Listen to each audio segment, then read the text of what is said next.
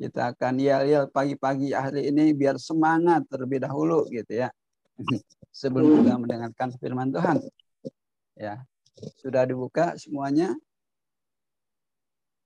Pak Payung belum? Ya, kita akan mulai yel-yel kita pagi hari ini dengan semangat gitu ya. Christ in you. The hope of glory. The hope of glory. Yes, Christ in you. Christ Yes, in you in and me. me. Ya. Sekali lagi boleh ya. Ya. Christ in you. The hope of glory. The hope of glory. Yes. Christ in you, in me. And me. Ya. Oke. Biar kita semangat memulai pagi hari ini sebelum kita mendengarkan firman Tuhan.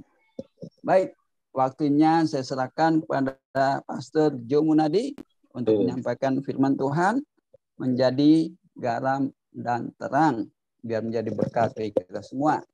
Silakan, Pak Ya. Pastor Terima Joe kasih, Munadi. Bro Sulanda. Shalom untuk semuanya. Ya, terima kasih kesempatan ini. Mudah-mudahan dengan hikmat dan kekuatan dari Tuhan saya bisa membagikan pengertian yang saya dapat. Dan biarlah ini bisa menjadi berkat buat kita semua ya. Izinkan saya untuk share screen. Oke, biar saya bisa tampilkan PowerPoint-nya. Oke, sudah tampil ya. Garam dan terang dunia. Dua hal ini, garam dan terang, ini adalah sesuatu yang sangat penting dalam kehidupan kita sebagai manusia.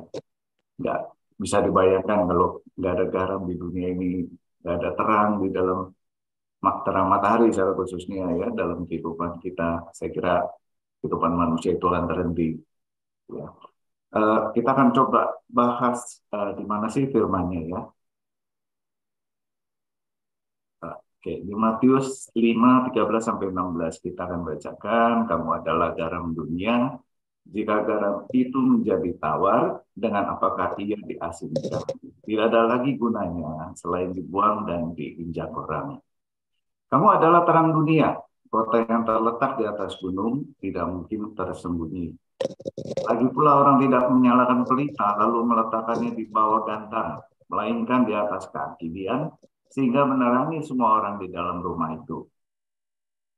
Demikianlah hendaknya terangmu bercahaya di depan orang, supaya mereka melihat perbuatanmu yang baik dan memuliakan Bapamu yang di surga. Saya akan mulai dari bawah, dari 5:16 dikatakan, goalnya adalah supaya terangnya, garamnya ini bercahaya di depan orang, dan supaya apa yang dilakukan oleh murid-muridnya yang baik tersebut itu memuliakan Bapa yang di surga. Itu goal yang perlu kita garis bawahi dulu. Ya, ini landasan mengapa Tuhan mengatakan kepada murid-muridnya bahwa kamu adalah garam dunia. Ya, dan mengapa kamu adalah terang dunia. Ya.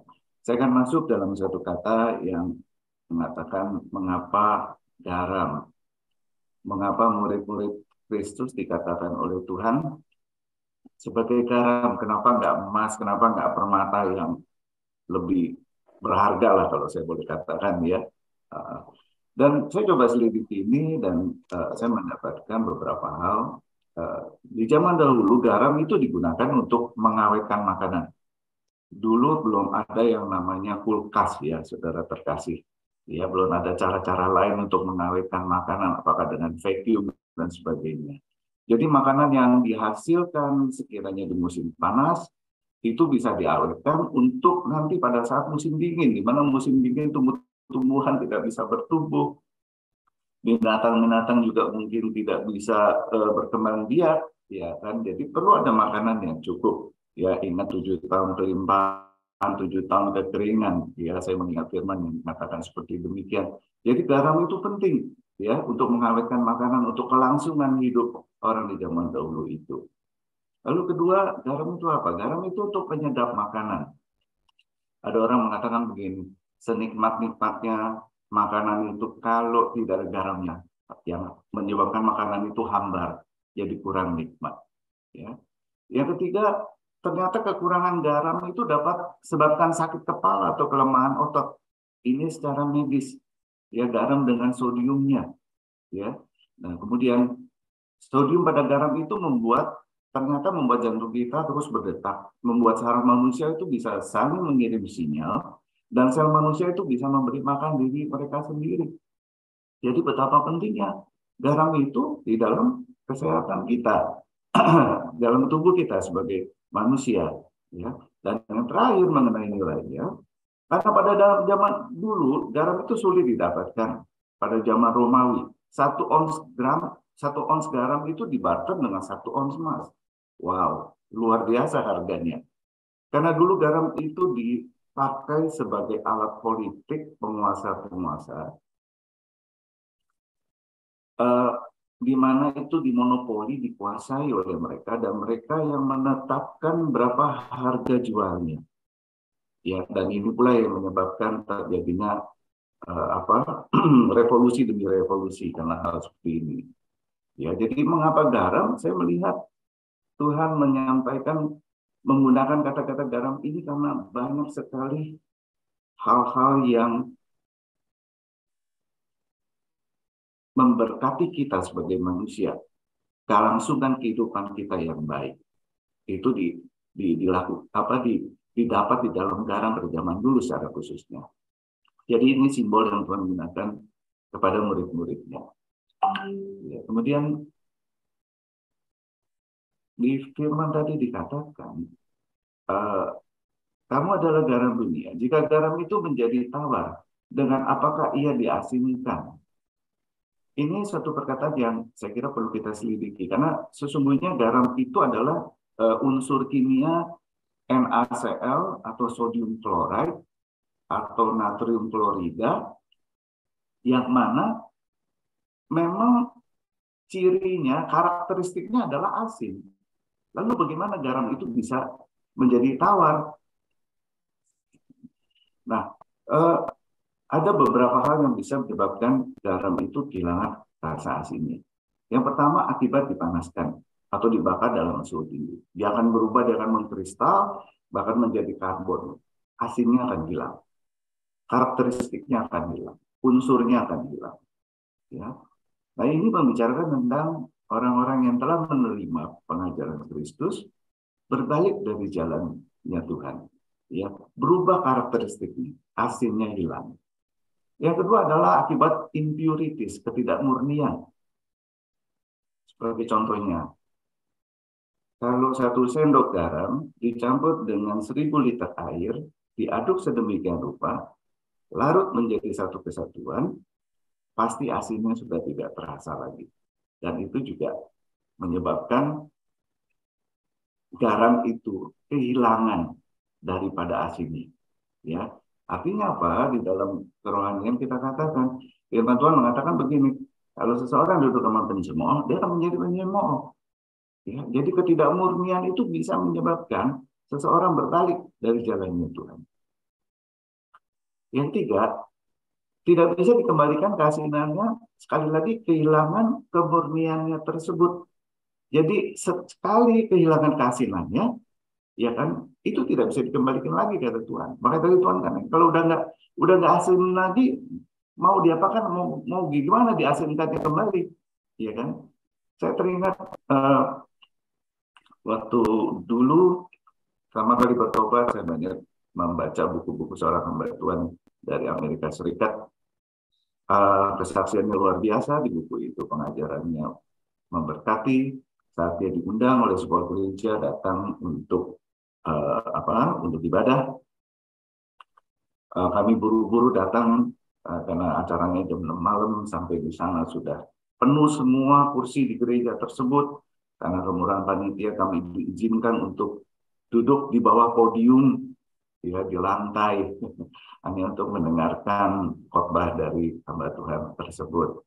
Tapi sayangnya, dan ini miris di hati saya juga, beberapa tahun kemudian dapat berita kalau pendeta ini ternyata adalah seorang pemburit atau homoseks. Ya, dia dengan sekretaris laki-lakinya seperti demikian. Nah, itu menjadi heboh di dunia kekristenan. Nah, sejak saat itu hingga saat ini saya tidak pernah mendengar lagi pendeta itu diundang untuk memberitakan Injil atau menemukan tulisan-tulisannya, bukunya lagi di toko-toko buku kerohanian atau toko buku lainnya. Jadi dia hilang dari peredaran. Saya juga tidak tahu, tidak ada lagi artikel mengenai hamba Tuhan ini.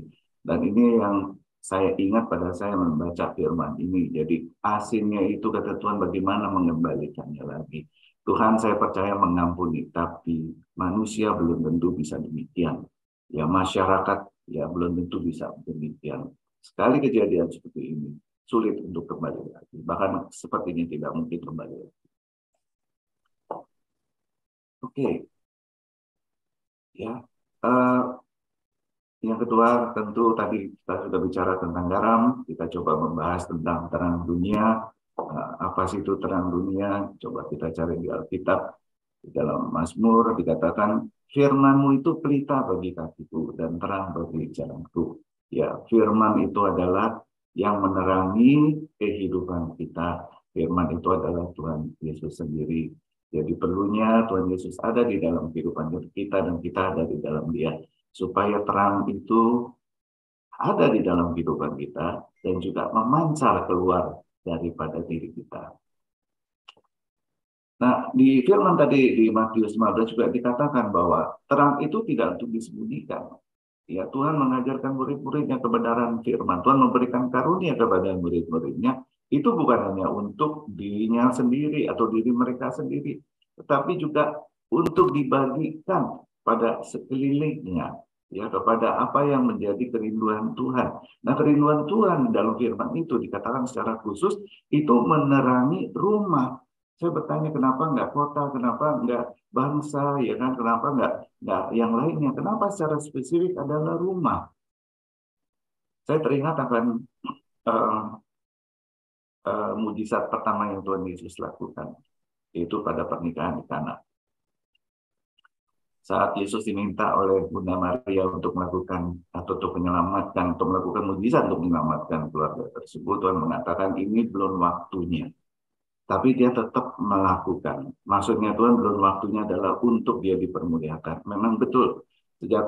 Setelah dia melakukan mujizat, air berubah menjadi anggur, dia langsung meninggalkan tempat itu.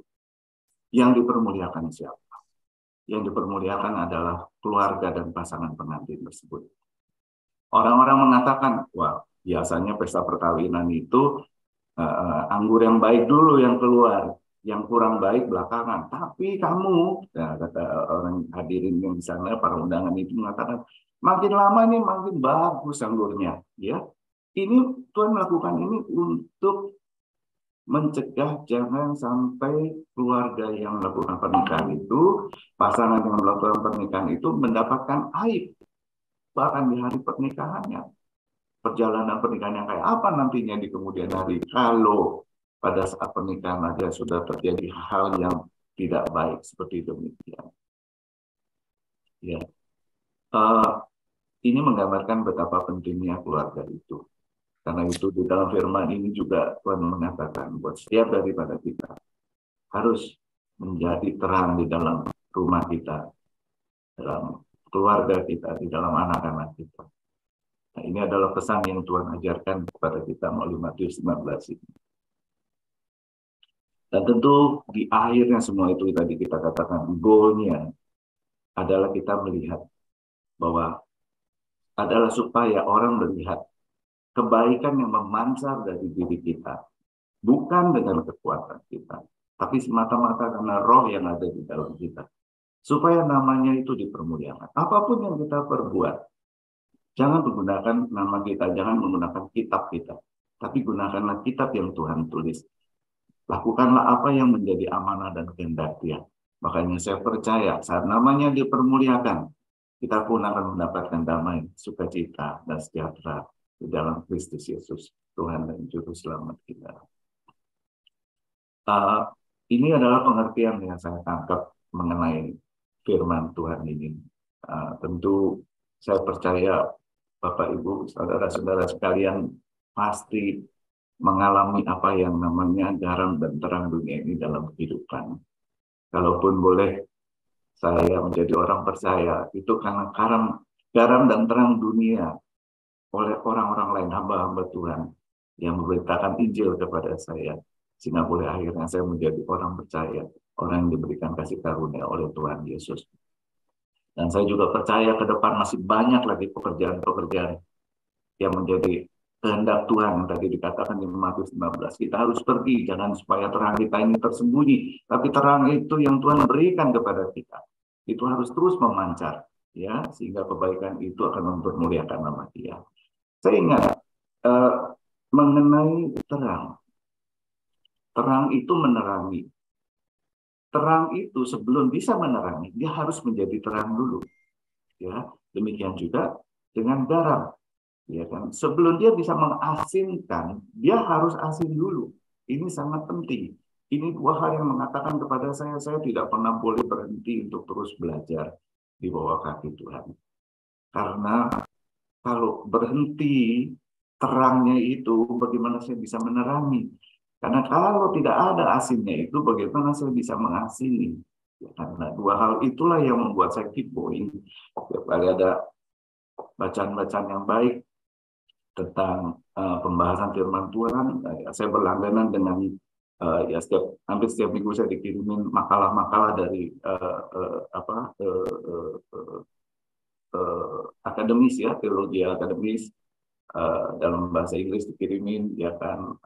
Nah itu yang coba di saat waktu ada saya coba membaca, coba mengerti, walaupun tentu terkadang ada hal-hal yang saya tidak ngerti dan saya sharing dengan teman-teman, dia akan bisa memberikan pencerahan buat saya.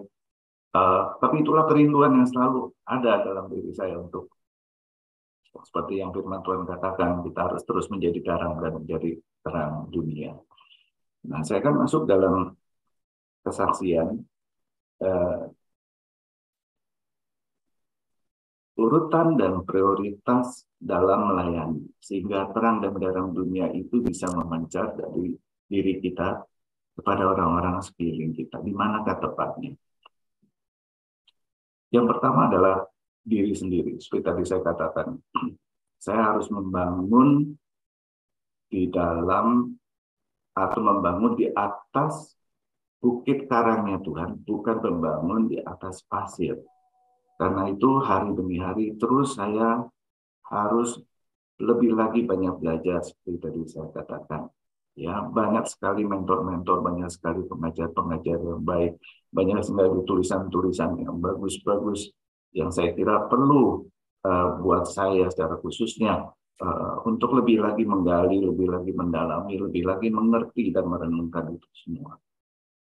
Karena tanpa itu akan sulit buat saya untuk berjalan di dalam amanat Tuhan menjadi terang dan garam dunia itu sendiri.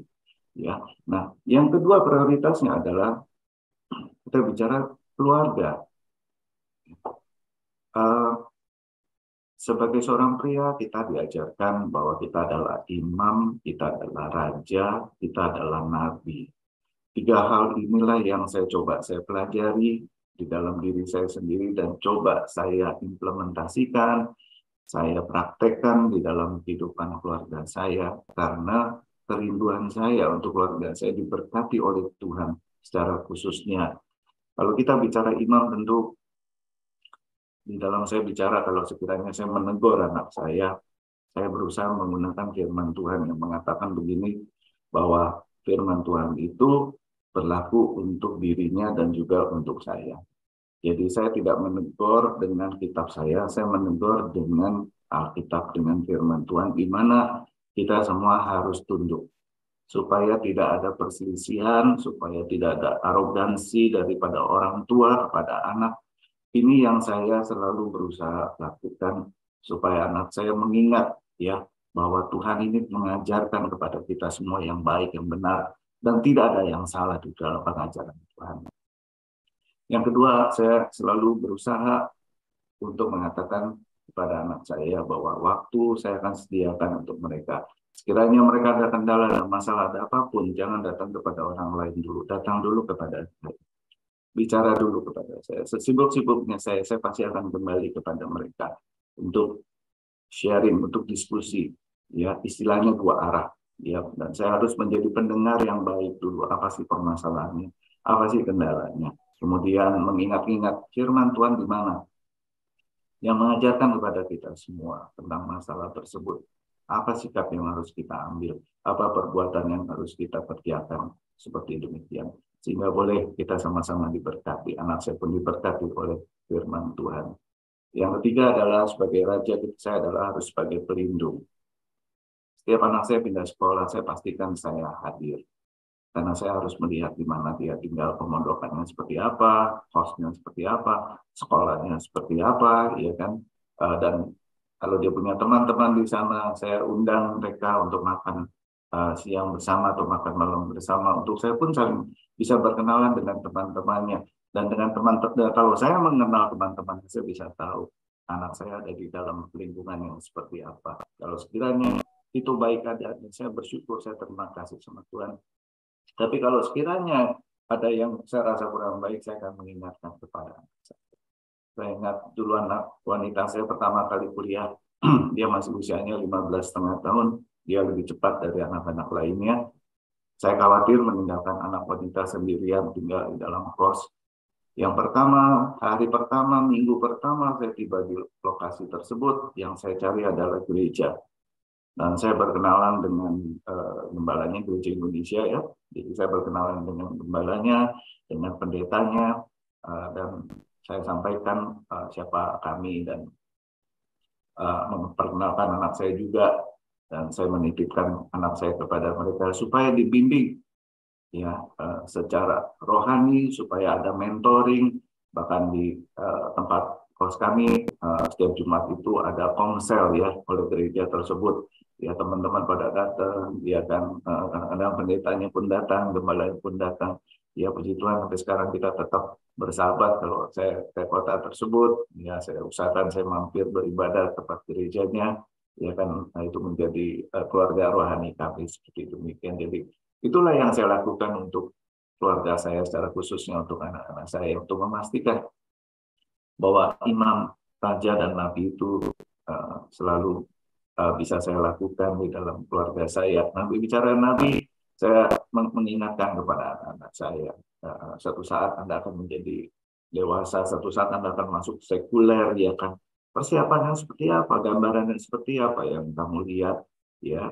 Itu pun yang saya coba bagikan kepada anak saya untuk supaya dia pun bisa memproyeksikan ke depan itu seperti apa, mempersiapkan dengan baik, dan tentu dengan platform landasan yang tadi saya katakan, membangunnya itu semua di batu karang Tuhan. Karena kalau tidak melakukan hal itu, saya percaya semuanya akan sia-sia, semuanya akan berakhir dengan kepahitan. Saya ingat di Amsal dikatakan begini, orang yang bisa dipercaya banyak mendapat berkat.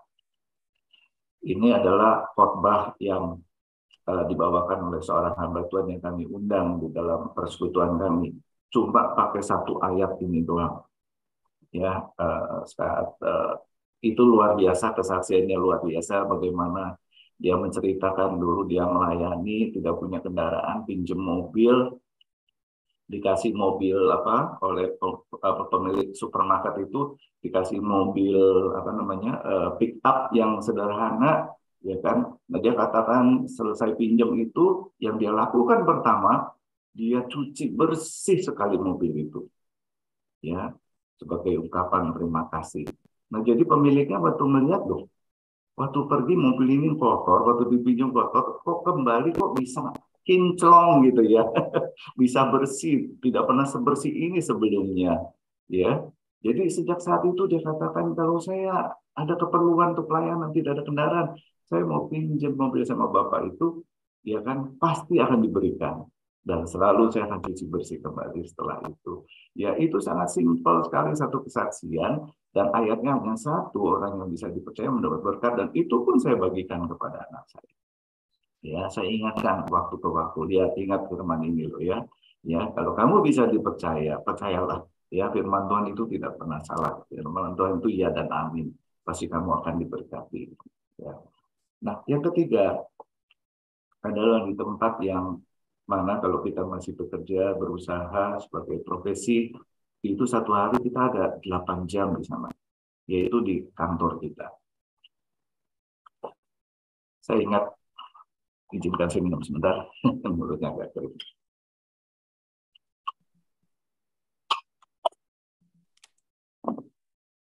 Saya ingat ada seorang karyawan yang saya kenal. Dia mengatakan begini, dan ini sangat menunjukkan. Dia katakan bahwa saya kalau hari Minggu tuh haleluya, tapi Senin sampai Jumat tuh nipu orang, Pak. Waduh, kaget juga saya dengarnya. Ya, 8 jam kita ada di kantor. Apakah terang dan garam dunia ini terlihat oleh karyawan kita, oleh staf kita, oleh rekan kerja kita? Di kantor kami itu Bhinneka Tunggal Ika. Ada Kristen, ada Buddha, ada Katolik, ada Islam, ya. Tetapi di dalam menjalankan atau di dalam memimpin perusahaan ini, saya selalu menggunakan apa yang dikatakan firman Tuhan. Saya katakan, ada firman Tuhan mengatakan seperti ini. Saya tidak perlu mengatakan Tuhan siapa, tapi saya selalu mengatakan, ada firman Tuhan mengatakan begini, yang mana saudara dan saya harus tunduk. Lakukanlah gini. Jadi peneguran-peneguran yang saya lakukan itu, saya berusaha se-fair mungkin, ya, supaya tidak terjadi adanya kepahitan, adanya konflik di antara kita. Dan saya coba mengayomi mereka. Sekali lagi, saya selalu mendengar dulu. Saya akan berhenti, saya tidak akan mulai berbicara sebelum saya mengerti dengan jelas titik permasalahannya. Dan siapa yang kira-kira yang paling bertanggung jawab, atau siapa yang kira-kira paling lalai. Kalau sekiranya ada kesalahan, dan di dalam memutuskan sanksinya, saya pun menjelaskan bahwa sanksi ini bukan untuk memuaskan amarah, tapi sanksi ini untuk supaya yang bersangkutan bisa mengingat ini adalah kesalahan yang dia harus bayar, ya, dengan ikhlas seperti demikian. Supaya di kemudian hari sekiranya ada lagi kejadian yang mirip-mirip atau serupa, dia akan ingat bahwa ini tidak boleh dilakukan lagi seperti demikian. Dan tentu juga sanksinya kita musyawarahkan sekemampuan mereka seperti apa, karena mereka juga bukan orang-orang yang secara financial sangat berlebihan, ya. Jadi tentu kita pun berusaha sebijak-bijak mungkin. Dan di dalam kantor juga, hubungan antara sesama karyawan selalu saya bawa mereka untuk melihat itu sebagai satu tim, satu keluarga besar. Ya, dan saya mengajarkan mereka bahwa kalau ada saudara mereka di dalam kantor, di dalam tanda petik saudaranya, itu lagi kesulitan, lagi masalah, kalian punya waktu, tolong. Karena satu saat kalian pun akan bisa berada di dalam posisi yang sama, dan kalian membutuhkan pertolongan rekan-rekan kantor yang lainnya. Kalau kita melakukan itu semua, saya bilang, saya percaya, kita berada di kantor ini, kita akan nikmat adanya. Kita bekerja, kita dengan sukacita adanya, dan betul dengan sendirinya, hasilnya pun akan jauh lebih baik. Dibandingkan kalau kita bekerja di tempat di mana kita hanya bersungut-sungut, kita hanya mengeluh, kita hanya berharap cepat-cepat bisa pulang, udah nggak betah di sini. Seperti itu. Ya, pernah dengan seorang manajer kami, saya bertanya, coba dong tolong tanya kepada tim kamu, seberapa sih mereka berbahagia kerja di perusahaan ini? Ya, ada masalah seperti apa? Jadi kami pun kadang-kadang coba masuk ke dalam permasalahan keluarga mereka, bukan untuk ikut campur, tapi minimal untuk bisa menguatkan, minimal bisa untuk membagikan kebenaran firman Tuhan, minimal untuk bisa memberikan ide-ide seperti apa sih harusnya sikap yang mereka lakukan supaya permasalahan dalam pribadi mereka pun bisa diselesaikan dengan baik. Itu yang saya usahakan, saya lakukan dalam kantor saya, dan mudah-mudahan itu bisa menjadi garam dan terang juga untuk seluruh karyawan kami. Nah, yang keempat, yang tidak kalah pentingnya, yang mana kita pun banyak meluangkan waktu, adalah pada keluarga besar. Saya melihat, saya pernah melayani sebagai fasilitator CMM. Ada seorang pengurus gereja yang kebetulan harus saya layani. Dan kalau saya bertanya ada masalah apa di keluarga, oh nggak ada masalah, nggak ada masalah. Sampai akhirnya setelah kami lebih kenal, karena 2 malam 3 hari kita bersama-sama selalu, dia mengatakan, saya benci sekali sama mertua saya. Kaget juga. Kenapa masalahnya? Saya tanya. Ya karena sejak saya nikah, mertua saya ini ngerong-ngerong duit terus kepada istri saya. Akhirnya harus memberikan kepada mertua saya. Ya, saudara terkasih, waktu saya mendengar ini, saya mengatakan bahwa Bapak ini walaupun pengurus gereja, tapi sepertinya belum mengenal kebenaran firman Tuhan. Bahwa di dalam pernikahan, 2 orang itu menjadi satu. Tidak ada lagi mertua. Yang ada adalah orang tua di dalam Tuhan. Karena 2 orang menjadi satu, pria dan wanita di dalam pernikahan. Jadi, apapun yang dia berikan kepada orang tua rohani, itu pun atas semua kehendak dan rencana Tuhan. Karena pernikahan itu di dalam Tuhan. Ya, pernikahan itu dipersatukan oleh Tuhan. Ya, jadi mengapa di dalam memberi aja kepada orang tua rohaninya atau mertuanya lah dalam bahasa umumnya, kenapa itu menjadi beban buat dia? Ya, sedangkan saya sangat percaya mertuanya kalau tidak benar kekurangan, tidak mungkin ya mau mempermalukan sepertinya istilahnya ya, harus meminta-minta ya kan kepada anaknya untuk kebutuhan hidup mereka seperti itu. Jadi betapa pentingnya keluarga besar ini di dalam kehidupan kita untuk kita itu bisa menjadi terang dan baru dunia. Karena dengan melakukan apa yang Tuhan ajarkan kepada kita, dengan mempunyai paradigma seperti apa yang Tuhan tanamkan melalui firman-Nya kepada kita, kita itu bisa menjadi pemberi yang dengan sukacita dan bisa memberkati banyak orang dan juga bisa diberkati dengan itu. Karena kalau keluarga besar harmonis, pasti pernikahan itu kan harmonis. Ya, mungkin saudara sekalian pernah mendengar perceraian terjadi karena hubungan mantu dengan mertua yang tidak baik.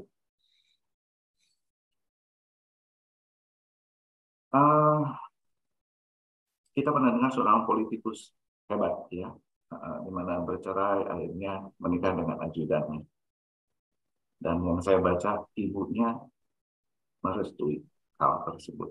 Ya, saya tidak membahas tentang hal itu, tapi saya hanya mengatakan ada hal hubungan mertua dan mantu yang tidak baik bisa menyebabkan perceraian.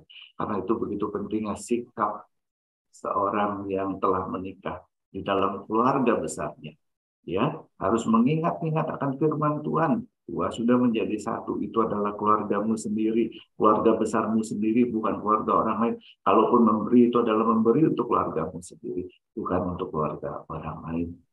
Itulah tanda kerinduan Tuhan, supaya garam dan terang ini ya bisa menerangi, supaya kebaikan kita yang mana akan memuliakan Tuhan, ya itu bisa ada di dalam keluarga besar kita. Nah, yang terakhir prioritasnya, last but not the least, terakhir tapi bukan yang paling tidak penting, tidak semuanya waktunya harus sama, semuanya pentingnya sama, hanya di dalam perihal prioritas adalah seperti begini. Nah, yang terakhir adalah di dalam gereja. Ya.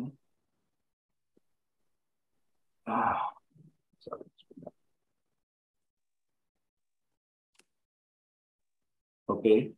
Nah, yang terakhir adalah di dalam gereja, saudara terkasih. Gereja adalah tempat di mana kita memberitakan Injil secara formal kepada orang-orang yang sudah percaya maupun orang-orang yang belum percaya. Menjadi terang garam di dalam gereja tentu kita belajar tentang bagaimana melayani di dalam kasih. Saya ingat waktu itu di dalam komsel kami, saya sebagai ketua komsel, saya membawa orang-orang untuk mengajak keluarganya, khususnya belum di dalam Tuhan, yuk mari datang. Jika cerita, ada sepasang suami istri membawa bapaknya. Ya, satu keluarga itu hampir semuanya sudah Kristen, cuma bapaknya ini belum mau terima. Dan sepertinya memang ada masalah. Akhirnya bapak itu datang komsel kami, dan mulai kita sharingkan firman Tuhan. Kita mengasihi mereka sebagai satu keluarga besar rohani, mengajak mereka beribadah di gereja. Nah, satu saat dia butuh konseling. Nah, di dalam konseling itu harus menghubungi kantor pusat ya Pak, di gereja. Dan dia tidak bisa berapa kali menghubungi, titip pesan dan sebagainya, itu nggak dikontak-kontak gitu, entah kenapa dengan gereja. Akhirnya melalui kami, akhirnya kita cerita bisalah dia di konseling, dan akhirnya puji Tuhan, terima Tuhan, dan dibaptis demikian. Jadi pentingnya kita pertama di dalam pelayanan di gereja adalah masuk dalam kehidupan setiap mereka yang kita layani. Dia jemaat yang harus kita bukan hanya mengenal sebatas 2 jam di gereja, bukan hanya kita tahu kehidupannya, pekerjaannya aja, tapi kita tidak pernah masuk menjadi bagian daripada keluarga itu sendiri. Saya bersyukur ada mega church dengan ratusan ribu jemaat. Tetapi pertanyaannya, apakah gereja tersebut juga mempunyai komsel yang mana sel-sel itu menjadi sel-sel yang kuat, sel-sel yang benar, sel-sel yang baik. Di mana setiap ketua sel itu mengetahui kehidupan setiap daripada jemaat. Saya ingat waktu itu saya diminta oleh koordinator gereja, Jo, setiap hari kamu harus teleponin ya jemaat itu. Kamu melihat mereka di gereja, kamu melihat di komsel kamu itu baik-baik saja, ketawa-ketawa aja, senyum-senyum, bercanda kiri, bercanda kanan ya, sehat-sehat aja semua kelihatannya. Tapi begitu kamu masuk dalam kehidupan mereka, kamu akan tahu permasalahan itu begitu. Jadi setiap siang saya makan hanya setengah jam 12 saya makan, setengah jam, setengah 1 selesai. Saya angkat telepon, saya mulai telepon mereka satu persatu, hari ini si A, besok si B, besok si C. Yang bertanya tentu adalah gimana, baik-baik semua, usaha gimana, kesehatan bagaimana, istri bagaimana, anak bagaimana, atau suami bagaimana, ya kan? Dan tentu saya harus menjadi pendengar yang baik dulu, supaya mereka mau menjelaskan. Dan kedua, saya memberikan penghiburan dan kekuatan kalau sekiranya memang ada kendala-kendala masalah. Dan banyak saya temukan bahwa gambaran yang ada di rumah mereka dengan gambaran mereka saat ada di gereja itu ternyata bertolak belakang. Ada yang permasalahannya sedemikian berat, sampai-sampai dikatakan waktu kami datang ke rumahnya dengan tim kami untuk mengunjungi, dia katakan 2 bulan lagi saya akan diusir dari rumah ini karena ini rumah milik ibu saya dan anak-anak saya, dia janda ya, dia harus keluar karena rumah ini diserahkan kepada adik laki-lakinya. Ya, dan juga memang untuk kami datang itu rumah kecil udah ada 2 keluarga di sana, itu udah berdesak-desakan lah saya katakan seperti demikian. Ya, jadi sudah janda. Kemudian anaknya baru kecelakaan, setengah daripada badannya paralyzed atau tidak bisa bergerak, dan dia harus manggil 1 orang sebagai untuk merawatnya, karena untuk ke toilet aja harus digotong sedemikian rupa. Ibu ini sudah cukup umur, dari 50 lebih saat itu, sudah nggak mungkin bisa melayani lagi anaknya seperti demikian. Nah, itu lagi biaya yang harus dikeluarkan. Ya, sedangkan dia sendiri hanya seorang janda yang pas-pasan hidupnya. Nah, ini yang saya lihat, bahwa di gereja kelihatannya ibu ini baik-baik saja, tapi begitu kami datang kepada keluarganya, wow, ternyata sangat berbeda sekali dengan apa yang kita lihat di gereja. Jadi menjadi terang dan garam dunia ini, kita harus masuk ke kehidupan seluruh daripada jemaat kita, supaya firman Tuhan itu bisa kita bagikan, kekuatan itu bisa kita bagikan, doa-doa, pengharapan daripada Kristus itu, atau pengharapan kepada Kristus itu bisa ada pada mereka, sehingga mereka tidak terlepas daripada kasih Tuhan itu sendiri. Itulah pentingnya, saya percaya apa yang Tuhan katakan di Matius 5 tadi, bahwa kita harus menjadi garam, menjadi terang dimanapun kita berada, supaya kebaikan Tuhan itu jelas nampak di dalam kehidupan mereka dan nama Tuhan dipermuliakan. Saya kira saya cukup dengan kesaksian saya, sudah jam 11 lewat ya karena waktu. Saya ucap syukur dan terima kasih selama ini Tuhan membimbing saya, membawa saya untuk melihat banyak hal dan mengajarkan saya banyak hal tentang menjadi garam dan terang dunia itu. Dan kalau mau terus bersaksi tentu tidak akan selesai-selesainya kesaksian ini. 1-2 jam lagi masih akan ada kesaksian. Waktu yang diperlukan untuk bersaksi tentang hal tersebut saya kira cukup sampai sekarang. Nah, nanti sampai saat ini ya nanti saudara-saudara terkasih juga bisa membagikan kesaksiannya. Ya, terima kasih, Tuhan Yesus memberkati. Saya kembalikan kepada Tuhan. Ya, terima kasih Pastor Jo Gunadi yang sudah menyampaikan firman Tuhan luar biasa dari firman Tuhan dan kesaksian-kesaksiannya agar supaya kita menjadi garam dan terang ya, di sekitar kita, lingkungan kita, keluarga kita, dan menjadi berkat gitu ya, dan bermanfaat hidup kita.